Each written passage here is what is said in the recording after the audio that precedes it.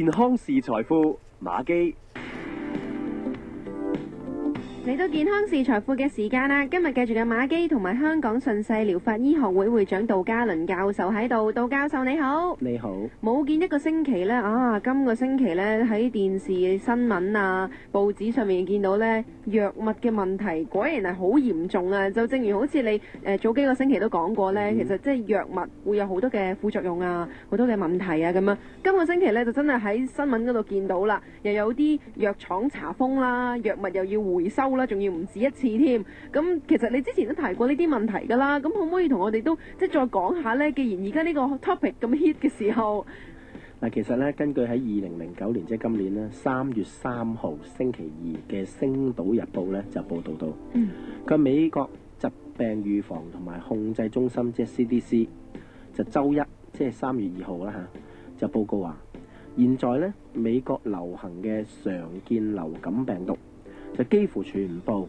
對主要治療嘅藥物咧都具有抗藥性，即係嗰啲病毒係完全唔驚藥物㗎，係冇效嘅。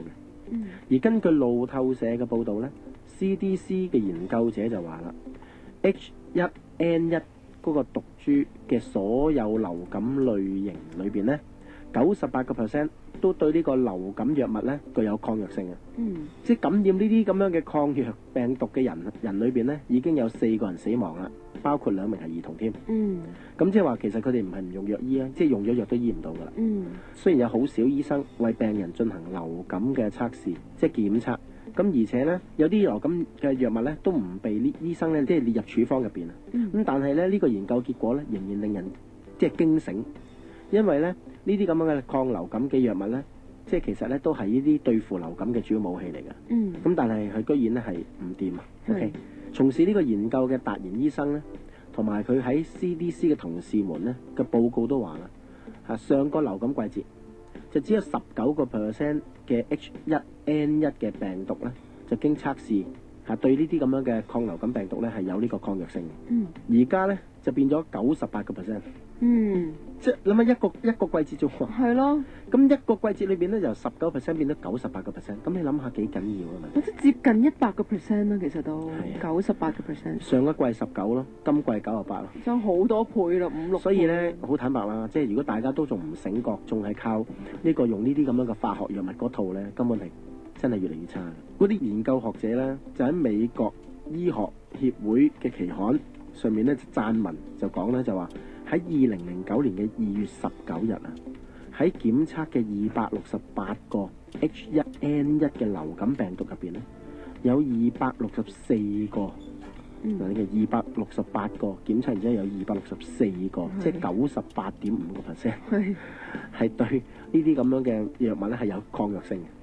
咁你諗下，即係其實即係當你有268人去揾呢啲咁樣嘅醫生去開流感藥物去治療嘅時候，原來得4個會有效啊，264個係冇效嘅。咁睇醫生做乜鬼咧？咁樣搞法。咁而且咧，早前咧已經證實咧，流感病毒咧已經對2種先前嘅藥物就係具有抗藥性噶啦。咁你根本就冇得傾噶啦。嗰啲研究學者咧，並且採訪咗99名患者，發現30% 嘅人咧已經一早就打咗呢個流感疫苗，但係仍然都係被感染。